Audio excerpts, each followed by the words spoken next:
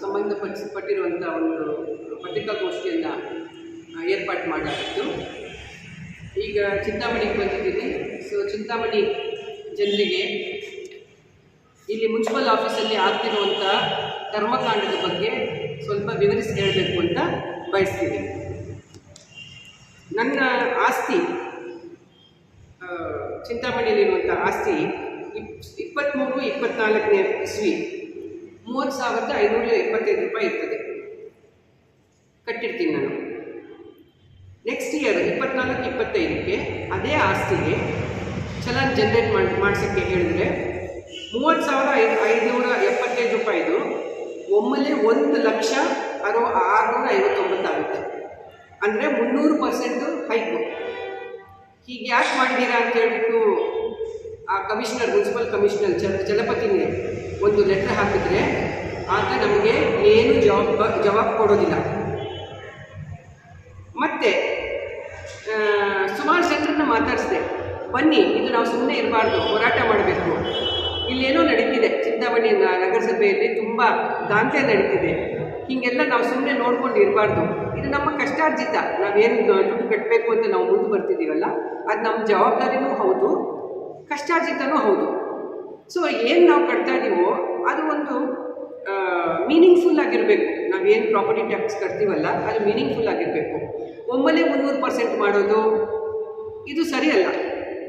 ಬನ್ನಿ ಮುಂದೆ ಅಂತ ಜನರನ್ನ ಕರೆದ್ರೆ ಅವರು ಬರೋದಿಲ್ಲ. ಯಾಕೆ ಬರೋದಿಲ್ಲ? ಒಂದು, ಅವರೇ ಟ್ಯಾಕ್ಸಿಗಳು ಕಟ್ತಾ ಇಲ್ಲ ಟೈಮಿಗೆ. ಇಲ್ಲಿ ಏನು ನಡೀತಿದೆ ಅಂತಂದರೆ ಮುನ್ಸಿಪಲ್ ಆಫೀಸಲ್ಲಿ ಒಬ್ಬ 60,000-70,000 ಚಲನ್ ತಗೊಂಡು ಹೋಗ್ತಾನೆ.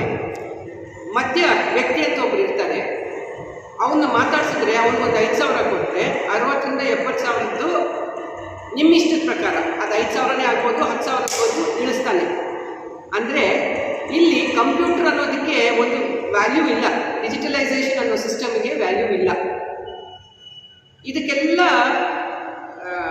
ರಾಜ ಈ ಕಳುವು ಮಾಡ್ತಿರುವಂಥ ಈ ಒಂದು ಹುನ್ನಾರ ಅಂತೀರ, ಈ ಹುನ್ನಾರಕ್ಕೆಲ್ಲ ರಾಜ ಆತ ಕಮಿಷನರ್ ಚಲಪತಿ. ಆತನ ಟೀಮು ಹಗಲು ದರೋಡೆ ಮಾಡ್ತಾ ಇದ್ದಾರೆ. ಮತ್ತೆ ಹೇಳ್ತೀನಿ ನೋಡಿ, ಈಗ 1,659,000 ಅಂತ ಬಂತಲ್ಲ, ಈ ಎಲ್ಲರೂ ಜನರನ್ನೆಲ್ಲ ಒಟ್ಟು ಕೂಡಿಸೋಷ್ಟರೊಳಗಡೆ ಸಾಕಾಗೋಯ್ತು. ಯಾಕಂದರೆ ಬರ್ತಿಲ್ಲ ಅವರು ಮುಂದೆ. ಬಂದರೆ ನಾವು ಹೋರಾಟ ಮಾಡೋಣ, ಅವನು ಯಾರು ನಮ್ಗೆ ಇಷ್ಟೆಲ್ಲ ಟ್ಯಾಕ್ಸ್ ಹಾಕೋದಿಕ್ಕೆ ಅಂತ ಹೇಳ್ಬಿಟ್ಟು ಕರೆದ್ರೆ ಬರಲಿಲ್ಲ. ಇದೇ ಒಂದು ನಿಟ್ಟಲ್ಲಿ 6 ತಿಂಗಳು ಕಳೆದೋಗುತ್ತೆ. ನಾವು ಅಟ್ಲೀಸ್ಟ್ ನಾನು ಪ್ರತಿ ವರ್ಷ ಟ್ಯಾಕ್ಸ್ ಕಟ್ಟುವಂಥ ವ್ಯಕ್ತಿ. ಇನ್ನು 6 ತಿಂಗಳಾಗ್ಬಿಟ್ಟಿದೆಯಲ್ಲ, ಅದೇ ಚಲನ್, ಹಳೆ ಚಲನ್ ಕೆಲಸಕ್ಕೆ ಬರೋದಿಲ್ಲ ಅಂತ ಹೇಳ್ಬಿಟ್ಟು ಇನ್ನೊಬ್ಬರನ್ನು ಕಳಿಸಿ ಅದೇ ಪ್ರಾಪರ್ಟಿಗೆ ಮತ್ತೆ ಚಲನ್ ಜನರೇಟ್ ಮಾಡಿಸ್ತೀನಿ. 1,659,000 ರೂಪಾಯಿ ಇರೋದು 6 ತಿಂಗಳಲ್ಲಿ 2,33,528 ಆಗುತ್ತೆ. ಎಲ್ಲಿನ 1 ಲಕ್ಷ, ಎಲ್ಲಿನ 30,000, ಎಲ್ಲಿನ 2 ಲಕ್ಷ ಚಿಲ್ಲರೆ? ಆವಾಗ ಕರೆಕ್ಟಾಗಿ ಗೊತ್ತಾಗ್ಬಿಡ್ತು ಇದೆಲ್ಲ ಒಂಥರ ಗೋಲ್ಮಾಲ್ ನಡೀತಿದೆ. ಇಲ್ಲಿ ಜನರಿಗೆ ಒಂಥರ ಬೂದಿ ಸವರ್ತಾ ಇದ್ದಾರೆ ಈ ಮುನ್ಸಿಪಲ್ ಟ್ಯಾಕ್ಸ್ ಆಫೀಸರ್ಸ್ ಅಂತ. ಹಗಲು ದರೋಡೆ ಅಲ್ಲದೆ ಇನ್ನೇನು ಇದನ್ನು ಕರೀತಾರೆ? ಯಾರು ಮುಂದೆ ಯಾಕೆ ಬರ್ತಾ ಇಲ್ಲ? ಬನ್ನಿ, ದಯವಿಟ್ಟು ಬನ್ನಿ, ಹೋರಾಟ ಮಾಡೋಣ. ಇಂಥವ್ರಿಗೆಲ್ಲ ಒಂದು ಗತಿ ಕಾಣಿಸ್ಬೇಕು ನಾವು. ಆ್ಯಕ್ಚುಲ್ ಆಗಿ ಹೀಗೆಲ್ಲ ನಡೀತಾ ಇದೆ ಅಂತಂದರೆ ಎಲ್ಲರಿಗೂ ಲೆಟರ್ಸ್ ಕಳಿಸಿ ನಾನು, ಪ್ರೈಮ್ ಮಿನಿಸ್ಟರ್ ಆಫೀಸಿಂದ ಹಿಡ್ಕೊಂಡು ಇಲ್ಲಿ ನಮ್ಮ ಸ್ಟೇಟಲ್ಲಿರುವಂಥ ಮುನ್ಸಿಪಲ್ ಅಥಾರಿಟಿ ಎಲ್ಲರಿಗೂ, ಚೀಫ್ ಮಿನಿಸ್ಟ್ರಿಗೆ, ಡೆಪ್ಯೂಟಿ ಚೀಫ್ ಮಿನಿಸ್ಟ್ರಿಗೆ ಎಲ್ಲರಿಗೂ ಕಳಿಸಿದ್ದೀನಿ ಆಗ್ತಿರುವಂಥ ಈ ಘೋಟಾಳದ ಬಗ್ಗೆ ವಿವರಿಸ್ತಾ. ಈವರೆಗೂ ಯಾರೂ ರಿಪ್ಲೈ ಮಾಡಿಲ್ಲ. ಸರಿ, ಅದೆಲ್ಲ ಗೊತ್ತಿರೋದೆ. ಮುಂದೆ ಏನು ಮಾಡಬೇಕು ಅಂತ ಹೇಳ್ಬಿಟ್ಟು ನಾವು ಪ್ಲ್ಯಾನ್ ಮಾಡಿದ್ದೀವಿ. ಇನ್ನು 2 ಲಕ್ಷದ ಚಿಲ್ಲರೆ ನಾನು ಕಟ್ಟಬೇಕಾ? ಯಾಕೋ ಒಂಥರ ಇದಾಗ್ತಾಯಿತ್ತು, ನನಗೆ ಟೆನ್ಸ್ ಆಗ್ತಿತ್ತು. 2 ಲಕ್ಷ ರೂಪಾಯಿ ಕಟ್ಟಬೇಕಾ? ಇದು ಯಾವಾಗ ಯಾಮಾರಿಸ್ತಾ ಇದ್ರೆ ನಾನು ಯಾವಾಗ ಬಿಡಬೇಕಾ ಅಂತ ಹೇಳ್ಬಿಟ್ಟು 2 ಹುಡುಗರು, ಅಂದರೆ ನಮ್ಮ ಚಿಂತಾಮಣಿಯವರಲ್ಲ, 2 ಹುಡುಗರು ಬೇರೆ ಹಳ್ಳಿಯಿಂದ ಕರೆಸಿ ಮತ್ತೆ ಜನರೇಟ್, ಅಂದರೆ ಒಂದೇ ವಾರದಲ್ಲಿ ಇನ್ನೊಮ್ಮೆ ಅದೇ ಪ್ರಾಪರ್ಟಿಗೆ ಇನ್ನೊಮ್ಮೆ ಚಲನ್ ಜನರೇಟ್ ಮಾಡೋದಕ್ಕೆ ಕಳಿಸಿದ್ರೆ, ಈಗ ನೀವೆಲ್ಲ ಯೋಚನೆ ಮಾಡ್ತಿರ್ತೀರಾ, 30ರಿಂದ 1 ಲಕ್ಷ ಆಯಿತು, 1 ಲಕ್ಷ ಆಯಿತು, 2 ಲಕ್ಷ ಆಯಿತು, ಈಗ ಮತ್ತೆ ಹಾಕಿದ್ರೆ 2 ಲಕ್ಷದಿಂದ 3 ಲಕ್ಷ ಆಗಿರ್ತದೆ ಅಂತ. ಇಲ್ಲ, ಒಂದು ವಾರದಲ್ಲಿ 2 ಲಕ್ಷ ಚಿಲ್ಲರೆ ಇರೋದು 5,300 ರೂಪಾಯಿ ಆಗುತ್ತೆ. ಇದೇನಿದು ತಮಾಷೆ ಆಗ್ತಿದೆಯಾ? ತಮಾಷೆ ಮಾಡ್ತೀನಿ. ನನಗೆ 5,300 ನನಗೆ ಆರಾಮಾಗಿ ಕಟ್ಬಿಡ್ತೀನಿ, ಪ್ರಾಬ್ಲಮ್ ಇಲ್ಲ. ಯಾಕೆಂದರೆ 30,000 ಕಟ್ಟೋಳು 5,000 ಅಂತಂದರೆ ಪರವಾಗಿಲ್ವಲ್ಲ. 1 ಲಕ್ಷ ಕಟ್ಟೋ ಅವಶ್ಯಕತೆ ಇಲ್ಲ, 2 ಲಕ್ಷ ಕಟ್ಟೋ ಅವಶ್ಯಕತೆ ಇಲ್ಲ. ಇನ್ನೊಂದು ಹೇಳ್ತೀನಿ ನೋಡ್ರಿ, ಸಡನ್ನಾಗಿ 1 ಲಕ್ಷದ ಚಲನ ಆದ ನಂತರ 2 ಲಕ್ಷ ಯಾವಾಗ ಬಂದಾಗ ನಂದು ಅನಧಿಕೃತ ಆಸ್ತಿಯ ದಂಡ ಅಂತ ಹಾಕ್ತಾರೆ ಚಲನ್ ಮೇಲೆ. 6 ತಿಂಗಳ ಹಿಂದೆ ಈ ಆಸ್ತಿ ಅನ್ನೋದು 60 ವರ್ಷದಿಂದ ನಮ್ಮ ಆಸ್ತಿ ಇದೆ. 6 ತಿಂಗಳಲ್ಲಿ ಅದು ಅನಧಿಕೃತ ಆಗಿರುತ್ತೆ. ಯಾರು ಹೇಳೋರು ಯಾರು ಕೇಳೋರಿಲ್ವ? ಬೆಂಗಳೂರಲ್ಲಿ ಪ್ರೆಸ್ ಮೀಟ್ ಮಾಡಿದಾಗ ಹಿಂಗೆ ಯೂಟ್ಯೂಬಲ್ಲಿ ಶೇರ್ ಆಗಿಬಿಟ್ಟು ಸುಮಾರು ನಮ್ಮ ಚಿಂತಾಮಣಿ ಜನತೆಗೂ ಸೇರಿದೆ. ಯಾರೂ ಬಂದಿಲ್ಲ ಮುಂದೆ, ಯಾರು ನನಗೂ ಫೋನ್ ಮಾಡಲಿಲ್ಲ, ಯಾರು ಪತ್ರಿಕಾ ಮಾಧ್ಯಮದವರು, ಮಾಧ್ಯಮ ಮಿತ್ರರು ಯಾರೂ ನನ್ನನ್ನು ಮಾತಾಡಿಸ್ಲಿಲ್ಲ. ಅಂದರೆ ಅವ್ರು ತಪ್ಪಲ್ಲ, ಬೇಜಾರಾಗ್ಬಿಟ್ಟಿದೆ ಎಲ್ಲರಿಗೂ. ಈ ಕೊಂಪೆಯಲ್ಲಿ, ಚಿಂತಾಮಣಿ ಅನ್ನೋ ಕೊಂಪೆಯಲ್ಲಿ ಏನೇನು ಸುಧಾರಿಸೋಕ್ಕಾಗೋದಿಲ್ಲ ಅಂತ. ಒಂದು ಕಡೆ ಮುನ್ಸಿಪಲ್ ಆಫೀಸು, ಇನ್ನೊಂದು ಕಡೆ ತಾಲೂಕು ಆಫೀಸು. ಇಲ್ಲಿ ಆಗ್ತಿರೋಂಥ ಭ್ರಷ್ಟಾಚಾರ ಹೇಳೋಕ್ಕಾಗೋದಿಲ್ಲ. ಸತತವಾಗಿ ಒಂದು ಮಾತ್ರ ಮಾಡ್ತಿದ್ದಾನೆ ಇಂಥ ಕಮಿಷನರು, ಜನರನ್ನ ಭ್ರಷ್ಟಾಚಾರಿಗಳ ಥರ ಮಾಡ್ತಿರೋದು. ಯಾಕೆಂದರೆ ಅವರೇನೋ ಒಂದು ಕೈ ಕೊಟ್ಟರೆ ತಗೊಳ್ಳೋರು ಮಾತ್ರ ಭ್ರಷ್ಟಾಚಾರಿ ಅಲ್ಲ, ಕೊಡೋನು ಭ್ರಷ್ಟಾಚಾರಿ ತಾನೆ. ಜನರನ್ನ ಭ್ರಷ್ಟಾಚಾರಿಗಳು ಮಾಡ್ತಿದ್ದಾನೆ. ಇನ್ನೊಂದು ತಮಾಷೆ ಏನು ಅಂತಂದರೆ, ಆತ ಸರ್ವಾಧಿಕಾರಿ ಥರ ಆಡ್ತಾ ಇದ್ದಾನೆ. ಇದನ್ನು ನಾವು ಬಿಡಬಾರ್ದು. ಇದು ಡೆಮೋಕ್ರಸಿ. ಇಲ್ಲಿ ಯಾರು ಸರ್ವಾಧಿಕಾರಿ ಅಲ್ಲ. ಆತ ನಾವು ಕೊಡುವಂಥ ಟ್ಯಾಕ್ಸ್ ದುಡ್ಡಲ್ಲಿ ಆತನ ಸಂಬಳ ಹೋಗ್ತಿರೋದು. ನಮ್ಮನ್ನೆಲ್ಲ ಇಷ್ಟು ಕೀಳಾಗಿ ಮಾತಾಡ್ತಿದ್ದಾನೆ. ಇಷ್ಟು ಅಂದರೆ ಈಸಿಯಾಗಿ ಬೆಳಗ್ಗೆನೇ 3 ನಾಮ ಪಂಗನಾಮ ಹಾಕ್ತಿದ್ದಾನೆ ಅಂತಂದರೆ ತಪ್ಪು ಯಾರ್ದು? ಆತ ಒಬ್ಬ. ನಾವೆಷ್ಟು ಜನ ಇದ್ದೀವಿ ಚಿಂತಾಮಣಿಯಲ್ಲಿ? ಎಲ್ರಿಗೂ ಯಾರಿಗೂ ಮಾತಾಡುವಂಥ ಇದು ಬಂದಿಲ್ವಾ? ದಯವಿಟ್ಟು ಬನ್ನಿ, ಮುಂದೆ ಬನ್ನಿ. ನಿಮ್ಮ ದುಡ್ಡು ಇದು ಈಗ ಹಿಂಗೆ ಬಿಟ್ಟರೆ ಬರ್ತಾ ನಿಮ್ಮ ಮಕ್ಕಳಿಗೆ ಯಾರಿಗಾಗಿ ನೀವೆಲ್ಲ ಆಸ್ತಿಗಳು ಮಾಡ್ಕೊಂಡಿದ್ದೀರೋ ಅವ್ರು ತುಂಬ ಕಷ್ಟಪಡ್ತಾರೆ. ನಾಳೆ ರೋಡಲ್ಲಿ ನಿಂತ್ಕೊಂಡು ಪಾನಿಪುರಿ ಕೂಡ ತಿನ್ನೋಕ್ಕಾಗೋದಿಲ್ಲ ಅಂಥ ಪರಿಸ್ಥಿತಿ ಒಂದು ಬರುತ್ತೆ. ಆಗ ನಿಮ್ಮ ದುಡ್ಡೆಲ್ಲ ಯಾರಿಗಾಗಿ, ನಿಮ್ಮ ಆಸ್ತಿ ಎಲ್ಲ ಯಾರಿಗಾಗಿ? ಒಂದು ಭ್ರಷ್ಟಾಚಾರಿಗಳನ್ನಾಗಿ ಮಾಡ್ತಾನೆ ಈತ. ಇನ್ನೊಂದು, ನಮ್ಮ ಆಸ್ತಿನೇ ಇರಬಾರ್ದಪ್ಪ, ಬಾಡಿಗೆ ಮೇಲೆ ಇದ್ದರೆ ಸರಿ ಏನೋ ಅಂತ ಆಸ್ತಿದಾರರಿಗೆ ಒಂದು ಫೀಲಿಂಗ್ ಬಂದ್ಬಿಡುತ್ತೆ. ಹಿಂಗೆ ಆಸ್ತಿನೇ ಆಗಬೇಕು, ಇಂಥ ಕಳ್ಳರ ಹತ್ರ ನಾವು ಈ ವ್ಯವಹಾರಗಳು ಮಾಡಬೇಕಾದ್ರೆ ಯಾಕೆ ಅಂತ ಹೇಳ್ಬಿಟ್ಟು ಒಂದು ಫೀಲಿಂಗ್ ಬರುತ್ತೆ. ಇದು ಮಾತ್ರ ಕರೆಕ್ಟಾಗಿ ಆಗ್ತಾ ಇದೆ. ಚಿಂತಾಮಣಿ, ಅದೇನು ಚಿಂತಾಮಣಿ, ಎಷ್ಟು ಒಳ್ಳೆ ಹೆಸರು ಚಿಂತಾಮಣಿ ಅಂತ. ಇಲ್ಲಿ ಆಗ್ತಿರೋಂಥ ಭ್ರಷ್ಟಾಚಾರ, ಇಲ್ಲಿ ಆಗ್ತಿರೋಂಥ ಕಳಪೆಗಳು ಅಂತಂದರೆ ಹೇಳ್ತಿರುತ್ತಲ್ಲ ನಿಮಗೆಲ್ಲ. ಪಾಪ ನಿಮಗೆಲ್ಲರಿಗೂ ಗೊತ್ತು. ನೀವು ನಮ್ಮ ಧ್ವನಿನ ಪಾಪ ಎಲ್ಲರವರೆಗೂ ಸೇರಿಸೋ ಒಂದು ಜವಾಬ್ದಾರಿ ನೀವು ಮಾಡ್ತೀರಾ. ಬಟ್ ಬೇರೆ ಜನ ಏನು ಮಾಡ್ತಿದ್ದೀರಾ? ನಿಮಗೆ ಪರವಾಗಿಲ್ವಾ? ಅಷ್ಟು ದುಡ್ಡು ಕೊಟ್ಬಿಟ್ಟು ನಿಮ್ಮ ಆಸ್ತಿ ಪ್ರಾಪರ್ಟಿ ಟ್ಯಾಕ್ಸ್ ಕಟ್ಬಿಟ್ರೆ ಆಯ್ತಾ? ಅವ್ನು ಯಾವನೋ ಬಂದವನು ತಿನ್ಕೊಂಡು ಮಜಾ ಮಾಡಿಕೊಂಡು ಆಸ್ತಿಗಳು ಮಾಡ್ಕೊಂಡಿದ್ರೆ ಓಕೆನಾ ನಿಮಗೆ? ಇದನ್ನು ಕೇಳಬೇಕು ಅಂತ ಇವತ್ತಿನ ಒಂದು ಪತ್ರಿಕಾ ಮಾಧ್ಯಮದ್ದು ಒಂದು ಏರ್ಪಾಡು ಮಾಡಬೇಕಾಗಿತ್ತು. ಚಿಂತಾಮಣಿ ಜನರಿಗೆ ಒಬ್ಬೊಬ್ರು ತಲುಪಬೇಕು. ಬೇಡ, ಇಂಥದ್ದು ಬೇಡ ನಮಗೆ. ಒಂದೊಂದಾಗಿ ಸಿಸ್ಟಮ್ನ ನಾವು ಕ್ಲೀನ್ ಮಾಡೋಣ. ಕ್ಲೀನ್ ಮಾಡೋಂಥ ಹೊಣೆ ಯಾವ ಆಫೀಸರ್ಗಳು ತಗೊಳ್ಳೋದಿಲ್ಲ. ಅವ್ರಿಗೆ ಬೇಕಿಲ್ಲ ಆಫೀಸರ್ಗಳಿಗೆ. ಅವ್ರಿಗೆ ಅವ್ರ ಸಂಬಳನೂ ಬೇಕು, ಕಿಂಬಳನೂ ಬೇಕು, ಎತ್ಕೊಂಡು ಹೋಗ್ತಾ ಇರ್ತಾರೆ. ಇವೆಲ್ಲ ಕ್ಲೀನ್ ಆಗಬೇಕಾಗಿರೋದು ನಮಗೆ ಅಂತಂದರೆ ನಮ್ಮ ಮುಂದೆ ಯುವ ಪೀಳಿಗೆಗೆ ಒಂದು ಸಿಸ್ಟಮ್, ಕ್ಲೀನಾಗಿ ಸಿಸ್ಟಮ್ ಬೇಕು. ಇಲ್ಲದಿದ್ದರೆ ಎಲ್ಲರೂ ಹೋಗ್ತಿದ್ದಾರೆ. ಯಾರು ಇರೋದಕ್ಕೆ ಇಷ್ಟಪಡ್ತಿಲ್ಲ ಚಿಂತಾಮಣಿ ಅಲ್ಲ, ಈ ದೇಶದಲ್ಲೇ ಇರೋದಕ್ಕೆ ಇಷ್ಟಪಡ್ತಿಲ್ಲ. ಎಲ್ಲರೂ ಫಾರಿನ್ ಅಂತ ಹೋಗ್ತಾ ಇದ್ದಾರೆ. ಹಿಂಗಲ್ಲ, ನಮ್ಮ ಸಂಸ್ಕಾರ ಅದು ಹೇಳ್ಕೊಡೋದಿಲ್ಲ. ಮೋಸ ಮಾಡಬಾರ್ದು, ಮೋಸ ಮಾಡೋವಾಗ ಸುಮ್ಮನೆ ಬಿಡಬಾರ್ದು. ನೀವು ಸುಮ್ಮನೆ ಇದ್ದರೆ ಮೋಸ ಆಗ್ತಿದೆ ಅಂತ ನೀವು ಸುಮ್ಮನೆ ನೋಡ್ಕೊಂಡು ಸುಮ್ಮನೆ ಇದ್ದರೆ ನೀವು ಮೋಸಗಾರರೆ. ಒಬ್ಬೊಬ್ಬರು ಹೇಳ್ತೀನಿ, ಅದು ಯಾಕೆ ಅವನು ಅಷ್ಟು ಚಾರ್ಜ್ ಮಾಡ್ತಾನೆ ನಮ್ಮದು ಪ್ರಾಪರ್ಟಿ ಟ್ಯಾಕ್ಸು? ಬಿಡೋಣಲ್ವ? ನಾನು ಕೇಳ್ತೀನಿ, ನೀವು ಯಾಕೆ ಬರೋದು? ಈಗ ನಾನು ಒಬ್ಬಂಟಿಗಾಗಿ ಒಂದು ಮಹಿಳೆ ಆಗಿಬಿಟ್ಟು ನಾನು ಬಂದು ಕೇಳ್ತಾ ಇದ್ದೀನಿ. ನನ್ನ ಜೊತೆ ಸುತ್ತಮುತ್ತ ಜನರು ನನಗೆ ಸಪೋರ್ಟ್ ಮಾಡಬೇಕು, ಮುಂದೆ ಬರ್ತಾರೆ ಅನ್ನೋ ಒಂದು ಆಸೆ ಇದೆ ನನಗೆ.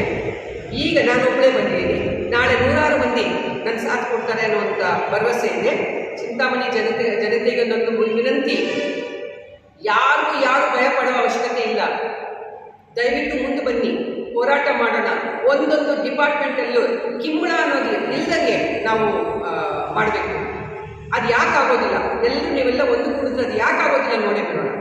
ಇಷ್ಟೇ ಅಂತ ಈ ಒಂದು ನಾನು ಹೇಳಬೇಕು ಅನ್ನುವಂಥ ಮಾತುಗಳನ್ನ ಎಂಡ್ ಮಾಡ್ತೀನಿ. ಖಾತೆಗೆ ಅಂತ ನೋಡಿದ್ರೆ ಹಬ್ಬಬ್ಬ ಅಂದರೆ 145 ರೂಪಾಯಿ ಒಳಗಡೆ ಈ ಖಾತೆ ಕೊಡಬೇಕು. ಇಲ್ಲಿ ಮಧ್ಯದಲ್ಲೆಲ್ಲ ಇವನು ಅವನು ಕೇಳ್ತಾನೆ ಅಂತಂದರೆ ಕೊಡ್ತಿರೋರು ಏನು ಅನ್ನೋದು ನಾನು ಕೇಳ್ತಾನೆ. ಸರಿ, ಅವನು ಭಿಕ್ಷುಕ, ಅವನು ಕೇಳೋನು ಭಿಕ್ಷುಕ. ನೀನೇನು ದಾನ ಮಾಡ್ತಿದ್ಯಾ ಅವನ ಭಿಕ್ಷುಕನಿಗೆ? ಭಿಕ್ಷೆ ಹಾಕ್ತಾ ಇದೆಯಾ? ನಿನಗೆ ಬೇಡವಾ ನ್ಯಾಯ ನೀತಿ ಏನಿದೆ ಅಂತ ಹೇಳ್ಬಿಟ್ಟು ನೀನು ಅರ್ಥ ಮಾಡ್ಕೊಳ್ಳೋದು ಬೇಡವಾ? ಯಾಕೆ ಕೊಡಬೇಕು?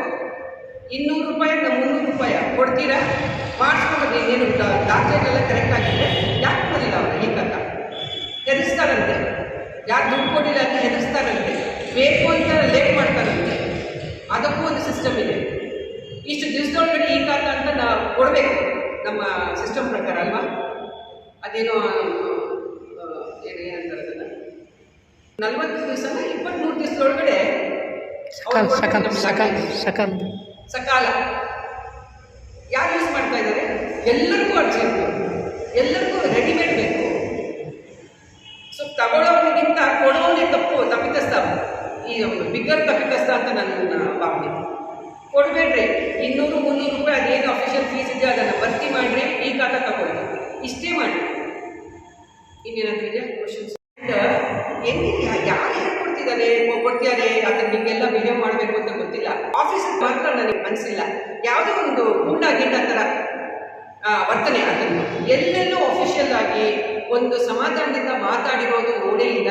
ನಾನು ನಿಮ್ಮ ಮಾಧ್ಯಮಗಳೆಲ್ಲ ಅಬ್ಸರ್ವ್ ಮಾಡ್ತಿರ್ತೀನಿ. ಒಂಥರ ಗೂಂಡ ಥರ ಅವನು ವ್ಯವಹಾರ ಮಾಡ್ತಿರೋದು. ಇಂಥವ್ರು ಬೇಕಾ ನಮಗೆ? ಚಿಂತಾಮಣಿಗಿಂತ ಕಮಿಷನರ್, ಮುನ್ಸಿಪಲ್ ಕಮಿಷನರ್ ಬೇಕಾ? ನೀವೇ ಹೇಳಿ. ಇದೆಲ್ಲ ಫುಟ್ಪಾತ್ ಅಂತ ಹೇಳ್ಬಿಟ್ಟು ಎಲ್ಲ ಅಗದ್ಬಿಟ್ರು, ಎಲ್ಲ ಕಡೆ ಅಗದ್ಬಿಟ್ರು. ಒಬ್ಬೊಬ್ಬರನ್ನು ಮಾತಾಡ್ಸೋದನ್ನು ಹೇಳ್ತಾರೆ, ಎಲ್ಲರೂ ಉಗಿತಾ ಇದ್ದಾರೆ, ಯಾಕೆ ಸುಗಿತಾ ಇದ್ದಾರೆ ಕಮಿಷನರ್. ಆತ ಮಾತಾಡೋ ರೀತಿಯಾಗಿ ಆತನ ಬಿಹೇವಿಯರು ಯಾರ್ಯಾರಿಗೂ ಇಷ್ಟ ಆಗ್ತಿಲ್ಲ. ಒಂದು ಓಟ್ ಅಂತ ಮಾಡಿಬಿಟ್ರೆ, ಈಗ ಎಲೆಕ್ಷನ್ಗೆ ಮಾತ್ರ ಅಲ್ಲ, ಇಲ್ಲೇ ಓಟ್ ಮಾಡಿಬಿಟ್ರಿ, ನಿಮ್ಗೆ ಕಮಿಷನರು ಸರಿ ಇದ್ದಾನೋ ಇಲ್ವಾ ಅಂತ ಹೇಳ್ಬಿಟ್ರೆ ಗೊತ್ತಾಗ್ಬಿಡುತ್ತೆ. ಅಂಥ ವರ್ಸ್ಟ್ ಕ್ಯಾರೆಕ್ಟರ್ಡ್ ಪರ್ಸನ್ ಲಾಯಕೇ ಇಲ್ಲ, ಆತ ಒಂದು ಆಫೀಸರ್ ಆಗಿ ಇರೋದಕ್ಕೆ ಲಾಯಕ್ಕಿಲ್ಲ. ಅಂಥವ್ರಿಗೆ ಅವಾರ್ಡು ತಗೊಳ್ತಿರೋದು ಅದೇ ಗ್ರೂಪೇ, ಕೊಡ್ತಿರೋದು ಅದೇ ಗ್ರೂಪೇ. ಇದೊಂಥರ ಏನೋ ಒಂದು ಮಾಫಿಯಾ ಗ್ರೂಪ್ ಅದು. ಇನ್ನೇನಂತೀರ ಮತ್ತೆ? ಇಷ್ಟು ಜನರು ಆತನ ಅಗೇನ್ಸ್ಟ್ ಆಗಿದ್ದಾಗ ಆತನ ಅವಾರ್ಡ್ ಬೇರೆ ಕೊಡ್ತಿದ್ದಾರೆ ಅಂತಂದರೆ ಏನರ್ಥ? ಮೋಸ್ಟ್ಲಿ ಎಲ್ಲರೂ ಆತನ ಥರ ಇರಬೇಕು ಅಂತ ತಾನೆ ಸಣ್ಣ ಮಕ್ಕಳು ನೋಡಿಕೊಂಡು ಬೆಳೀತಿರ್ತಾರೆ. ಈತನ ಥರ ಇರಬೇಕು, ಇಂಥ ಭ್ರಷ್ಟಾಚಾರಿ ಥರ ಇರಬೇಕು ಅಂತ ಹೇಳ್ಬಿಟ್ಟು ಪ್ರೂವ್ ಮಾಡಿ ಅಂತಾರೆ. ಈಗ ಇದು ಪ್ರೂಫ್ ಅಲ್ವಾ? ನಿಮ್ಗೆಲ್ಲರೂ ಕೊಡ್ತಾ ಇದ್ದೀನಿ, ಬೇಕಿದ್ರೆ ನಿಮ್ಗೆ ಪ್ರೂಫ್ ಕೊಡ್ತಾ ಇದ್ದೀನಿ. ಇದು ಮಾಡ್ತಿರೋದು ಭ್ರಷ್ಟಾಚಾರ ಅಲ್ವಾ? ಅದಕ್ಕೆ ಹೋರಾಟ ಮಾಡ್ತಾ ಇದ್ದೀನಿ. ಇಲ್ಲಿ 30,000 ಅಂತಾನೆ,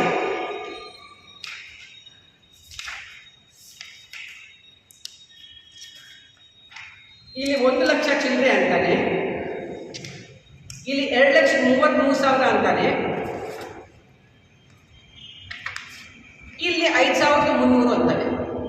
ಅದೇ ಪ್ರಾಪರ್ಟಿಗೆ ಯಾವ್ದು ಕಟ್ಟಲಿ ನಾನು? ನಮ್ಗೆ ಅನುಕೂಲ ಯಾವುದಿದೆ? 5,000 ಅಂತಾನೆ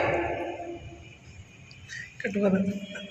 ಅಂದರೆ ಇದರಲ್ಲೇ ಇದೆ. ನಾನು ಇದು ಮಾಡಿಕೊಂಡೆ, ನಾನು ಜೆರಾಕ್ಸ್ ಮಾಡ್ಕೊಂಡಿರೋದು. ಅಲ್ಲಿ ಯಾವನೋ ಶಂಕರಪ್ಪ ಅಂತ ಒಬ್ಬ ನಿಂತ್ಕೋತಾನಂತೆ, ಒಂದು ಹಾಲಲ್ಲಿ ಟೇಬಲ್ ಹಾಕ್ಬಿಟ್ಟಿಯಾರಂತೆ, ಶಂಕರಪ್ಪ ಅಂತ ನಿಂತ್ಕೋತಾನಂತೆ. ಅವ ಪ್ರೀವಿಯಸ್ ಟ್ಯಾಕ್ಸ್ ಪೇಚರ್ ನೋಡಿಬಿಟ್ಟು ಮುಖ ನೋಡ್ತಾನೆ, ಯಾರು ಬಂದಿದ್ದಾರೆ ಅಂತ ಹೇಳ್ಬಿಟ್ಟು ನೋಡಿಬಿಟ್ಟು ಡಬಲ್ ಅಂತ ಹಾಕ್ತಾನೆ, ಪೆನ್ಸಿಲಲ್ಲಿ ಡಬಲ್ ಅಂತ ಹಾಕ್ತಾನೆ.